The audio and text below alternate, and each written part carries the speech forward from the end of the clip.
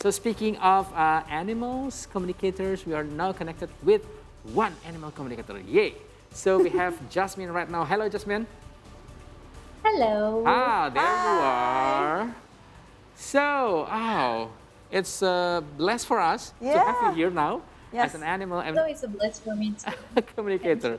Maybe just a brief.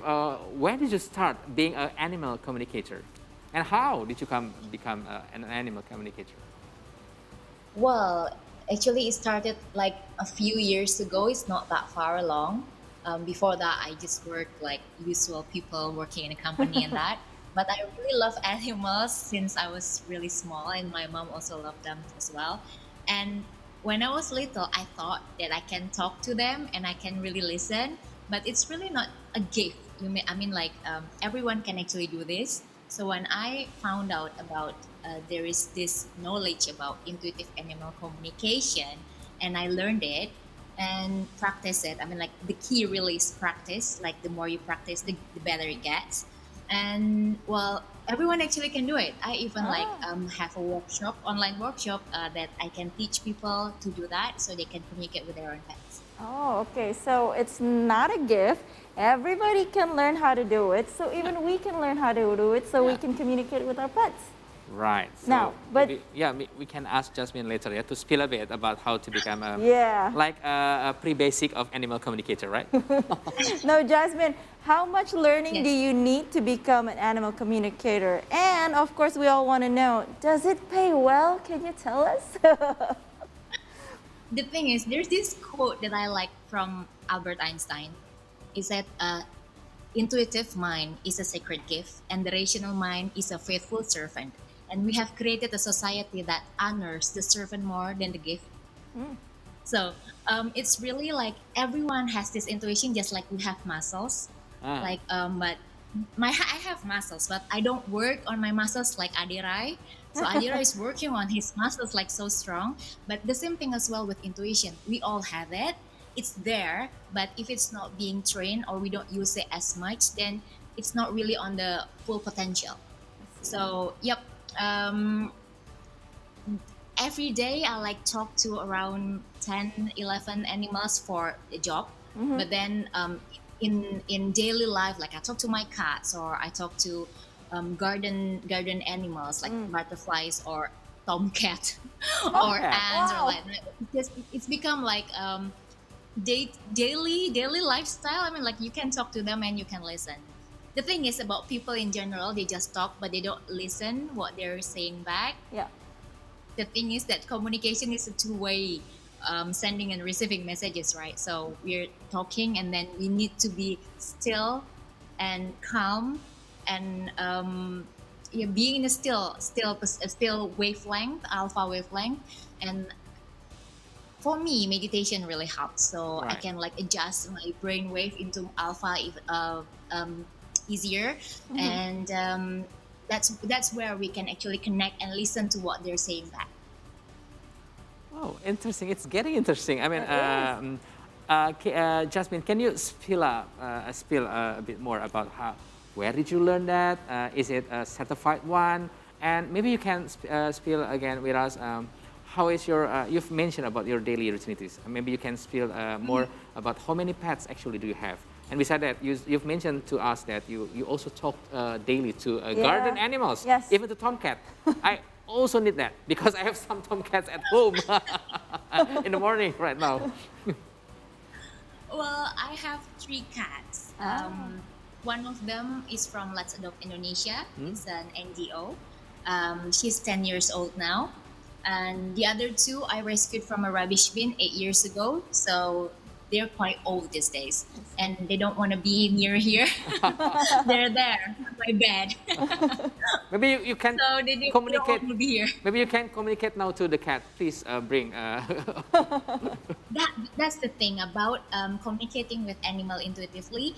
The goal is not to ask them to obey us, but so we can understand what they're feeling and we can discuss the middle way and compromise. Oh, So we can Okay. actually say like, come here Yeah. because that's like really dominating. So if they don't want, then we should ask why, and then just will respect that. I think that's see. that's what happened with the cats. That seems like ignoring us because they're like, or when we call their names and they're just like not listening, not like dogs. It's just like, what for? I mean, like, why should I move my head? Like, you're not saying anything. You're just saying my name. Why should I just look at you? You can just talk to me right now and tell me what's the point. Some cats are like that. So, Jasmine, you said these animals talk to you on a daily basis. This is just something like a normal day for you. But I'm curious, what do they actually say to you? Like, can you tell us? Well, there are so many things. Sometimes they're talking about the weather. If I'm talking to Oh, garden animals, they were like, "It's gonna rain today." I was like, "Really? It's really sunny. Just look." And then it was raining like 2 3 hours afterwards, something like that. wow. Or if it's my cats, then sometimes they need attention. Or my oldest cat is quite wise in a way, and when I'm feeling sad or something, or when I have like some kind of like anxiety, and she would come to me and give me all this wisdom things that makes me feel better, and that's actually a good thing. They're not just cats, but they're also a soul like us, Yeah. and they also have like their missions and journey in their soul. So sometimes it's quite fascinating to see how wise they are when they're talking to us. Right, Right. but these are all live animals. But we mentioned earlier that animal communicator That can actually speak with the dead pets, dead is animals. Wow. So how does that work? Do they say the same thing, or do people use your ability to like talk to the deads just in case they want something, like to solve some unfinished business with the pets or something? Like how does that work? all right. The thing is, with intuitive communication, you're talking like heart to heart. So you don't actually have to be there with them physically. So it doesn't really matter whether they have been passed away or not, or they're still alive, or they're sleeping, or they're far away in Germany, for instance. You can just connect to them because energy is still there Oh, okay. and the soul is still there, although they're dead. And in my workshop, I usually put one deceased animal to practice together to communicate, and well, they can talk. And there will be one human guardian that's inside the workshop Uh-huh. that would give explanation whether what they're getting is correct or not. And most of them are saying that there's really no difference talking to alive animals and this is one. So really, there's no difference. It's getting more and more interesting. That's Not very just the interesting. live animals, but the dead Yeah. animals. So, Jasmine, do you think the title of animal communicator is widely known among the public right now? And related to that, we would like to know, maybe you can like give the description about the business every day in your workshop. Is there a lot of people come to your workshop for this? All right. Actually, animal communicator, it's been around for ages already, like been 10 to 20 years perhaps, but not mainly in Indonesia. But since the pandemic and people are forced to be inside their homes, Right. the number of the people getting pets because of they have to stay home increasing, and the awareness of knowing about animal communicator also rising because of the pandemic, because really they can't go anywhere, they don't travel, they don't go anywhere. So that's why the awareness of animal communicator is actually rising during the pandemic. And about the workshop, it's actually quite limited. So every workshop, I don't like put so many people in there because I want everyone to be able to share what they're getting from the communication. So every workshop is very limited seats. Usually 1 to 3 workshop a month. 1 to 3 workshop per month. And for Yes, one workshop, like maximally, how many people can attend the workshop? 28, 30. 22. Oh, Oh, that's quite okay. a lot. And they bring the pets at a time, their pets. They don't have to because we can since it's online via Zoom. Oh, So they just have to put in submit their pictures of their pets, Ah, and some of them will be selected to be the practice. I Okay, see. you coming now? Oh, Okay, this there is it is. the Who 10 is years that? old one. what is its You- name? It's Madison. Madison. Yeah. So, Yeah, she's a girl, but she really she has this masculine energy a lot. right. So, since Madison is around you right now, can you show us how to communicate with cats, with Madison? That's the thing. It doesn't have to have that weird Uh-huh. things because you just have to be still and listen. Right. So, Oh, There's no okay. weird movement like no, there's no. I right. So we need to listen, the key So to it's not listen. really Also to the yeah. situation, when the cat being more calmly at a time that you can, let's say, communicate with the cats. No, it doesn't have to be the cat that is calm, but it's us Us, that right. needs to be Ah, calm. I So we see. need because we need to be still to actually listen to what they're saying because they're vibrating their energy and frequency. And if we're calm enough, then we can catch what they're actually saying. Right. All right. Now, Jasmine, can you tell us how many Yes. successful cases have you handled, and can you tell us which one is the most unique Yes. case during your time as an animal Communicator. communicator? I don't really know how can I measure successful in this Yeah. kind of session. I mean, like if being relatable and also helpful for the human guardian to know more about the fellow animals, then most likely lots of them because not all clients are giving feedback. But then sometimes they also give feedbacks when, oh, my dogs are not fighting anymore, or my cats don't pee outside the litter box anymore, or I found my lost cats, or my cat that's been missing actually come home. Something like that, or maybe they would say personal things that only the human guardian knows, and that makes it more convincing for them that I'm actually talking to the fellow Right. animals. Right. Right. So Jasmine, it is just our curiosity. So have you tried to like communicate with some livestock, like animals, like sheep or cows? Have you had of kind of experience talking with the animals? Especially during Idul Adha. Idul you Adha, know? Idul Kurban, you know. Yes. Um, Actually, some of them, like just like human, some of them understand that their life mission is for that, Uh-huh. Ah. but some of them are still attached to being alive and still feel a lot of fear. Yeah. So some of them are actually like surrender. This Uh-huh. is my life. This is why I'm here for. So let be it. Let it be. So they're just accepting the fact that they are being that kind of animal. But some of them also still feel a lot of fear. So Right. what I usually do is just like sending them a lot of love, energy, and pray, so they would be happy and free from fear.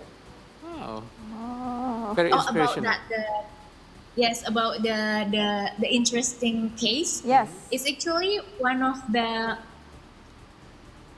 deep soul lesson things because there's this cat is indoor cat and never been out from the house ever.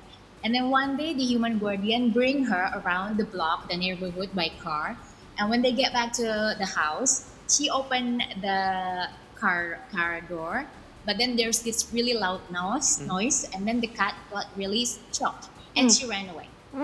And she ran away, and she ran into an empty building, and she ran up to the attic. And then the human guardian tried so much to make the cat go down, but she doesn't want to go down. And when I talked to her, she said that she's not really in a good condition. I mean, like it's wet, and it's been raining, and it's hot in the afternoon, and she's hungry, and she's thirsty as well, and it's dirty because it's so dusty over there. So when I asked, "Why don't you come down?"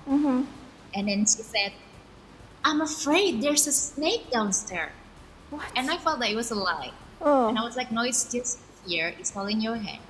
You're lying."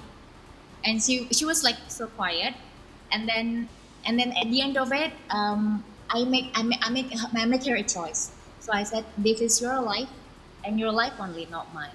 But I'm just gonna say that you can stay here, and then being hungry, thirsty, getting wet by the rain, and getting hot by the sun, and and being so dirty around here because it's dusty, but you don't have to face your fear. Easy, right? You can stay here if you want. But if you want to face your fear, which you said it was like a snake, but it may be just in your head, we don't know. You can calm down and then you face your fear and then you can go back home and live like a very comfortable life. It's your choice, it's your life. I'm just gonna say it like that. And she went really quiet and she was like processing it. And I leave it there because it's her life. I'm just gonna have to remind her that there are choices in life and just don't get drowned on the fear. And then it was raining hard in Jakarta that night, thunderstorms and everything. And in the morning, I received a text from the human guardian at 6 in the morning. She was down there and just sitting wet and dirty. It was just waiting for the human guardian to come and pick her up. So she made her decision, and it was like a lesson for me that even a cat can actually choose to face their fear, although it's not comfortable because she's never has been faced by fear before. Right. And it was like, can we human actually do that, or should we actually just stay in our comfort zone and not facing our fear? That was actually quite deep for me. Wow. It's a deep lesson, not just for a cat, but for us. Right. Yeah. Jasmine, I'm curious. You keep saying human guardian instead of owner. So is that how we're supposed to address? Like Ahir has a pet, so should I call him a human guardian instead of owner? Well, that's I don't mind people saying what word, but what I'm saying is human guardian because I don't feel like I own them. They have their own soul, and they're their fellow animals. That's what I usually use, but I really don't mind if anybody use other terms. I see. Right. All right. So my last question, if we really want to join your workshop, for example, how is the step of for joining your workshop? Like I have an enrolling Instagram. online, or you have an offline workshop? Where is it? Oh yes, okay. Right now it's still online. Hopefully soon will be offline workshop.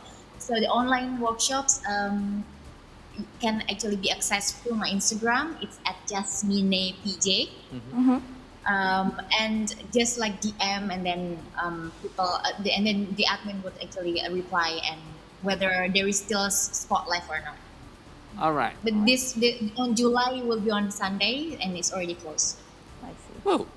So next time for you, Yeah. Ahir. Jasmine, thank you very much for your insightful information about Yes. animal communicator. Yes. Hopefully, we can talk to you later, right? All right, thank you so much. Looking forward to it. Yes, Thank bye. you. Bye, for now. Jasmine. Bye.